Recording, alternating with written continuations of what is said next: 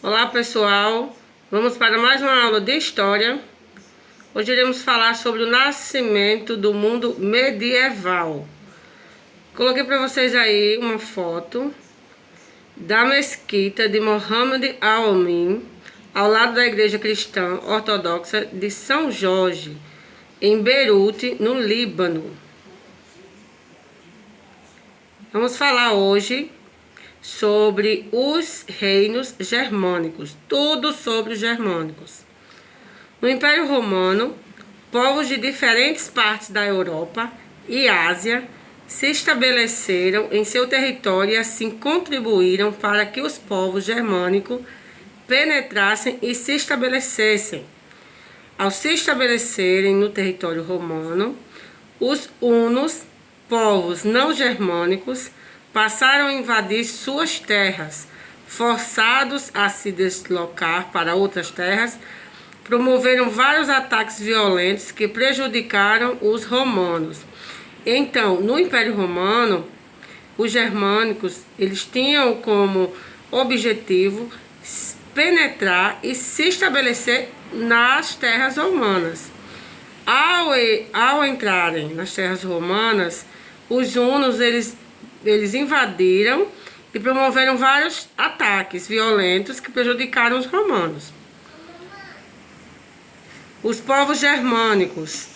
Os povos germânicos tiveram forte presença na cultura ocidental, antes e principalmente após a queda de Roma.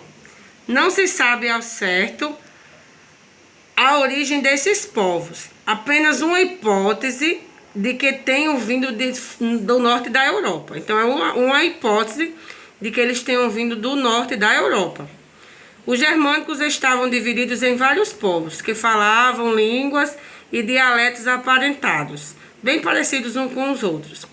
Entre esses povos se destacavam os francos, os godos, os vândalos, os anglos, os saxões, os lombardos, entre outros povos. Eu apenas citei alguns dos povos que eram divididos nessas famílias germânicas.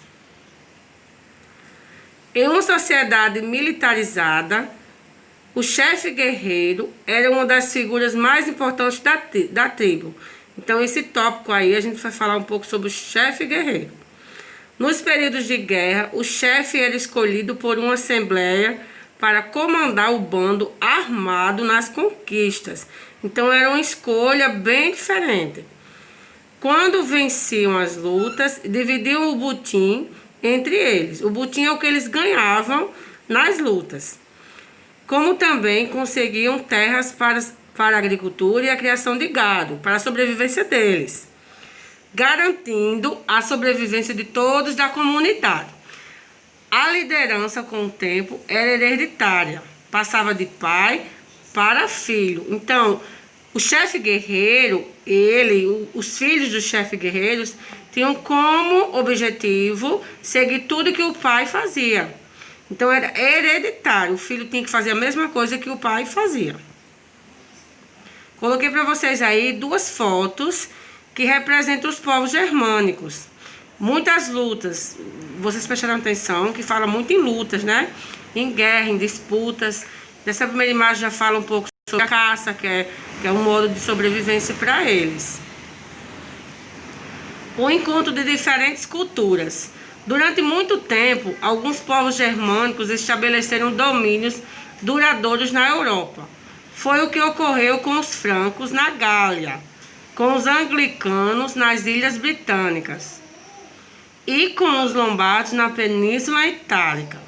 Então aí foi um encontro de diferentes culturas, na verdade de 3 culturas. O Reino Franco, que foi uma das culturas bem interessantes. O Reino Franco ganhou o impulso com o rei Clovis, que foi o primeiro rei, onde converteu-se ao cristianismo, aproximando as relações entre os francos e a igreja cristã romana.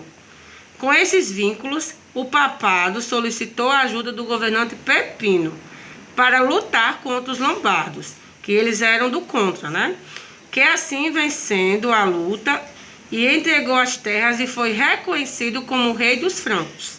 Então, Pepino, depois do reino de Clovis, do rei Clovis, Pepino ele foi fundamental e foi reconhecido como o rei dos francos, devido às suas vitórias nas batalhas. O império de Carlos Magno. Carlos Magno, filho e sucessor de Pepino. Então, Carlos Magno foi o sucessor de Pepino, que era filho dele. Deu continuidade ao trabalho do pai. Foi coroado imperador do Ocidente. A sua coroação tinha um significado político. Qual era o significado? Era de governar todo o mundo cristão. Seu principal objetivo era preparar intelectualmente o clero cristão através da escola palatina nos mosteiros, que era um tipo de escolas específicas para os cristãos, né, para o clero. O enfraquecimento do poder real através da vassalagem. Na verdade, esse tópico vai falar um pouco sobre o que significa a vassalagem. A prática da vassalagem consistia numa relação de obrigações e direitos recíprocos entre o rei. Então, era uma espécie de obrigação, né? Uma conquista referente a obrigações e direitos recíprocos ao rei, que doava terras ou outros benefícios, e seus servidores, que os recebiam, comprometendo-se em troca a prestar auxílio administrativo militar. Então, se ele fazia alguma coisa, tinha que ter algo em troca para ele fazer. Então, o poder do rei ficou enfraquecida. Com isso, várias áreas da Europa foram saqueadas pelos Vinks, que as pessoas que, quando fala saquear, falam em quê? Em roubar. Então, os Vinks eram homens que tinham esse hábito de saquear. Aí, por fim, a atividade. Essa atividade, ela vai estar no livro de vocês. Quando vocês forem responder essas atividades, vocês vão prestar atenção bastante no que eu passei nos slides. Qualquer dúvida, vocês também podem falar comigo e tirar qualquer dúvida sobre o assunto, certo? Então, tá aí, coloquei apenas 4 atividades para vocês responderem, de acordo com tudo que eu coloquei nesses slides, certo? Então, bons estudos para todos.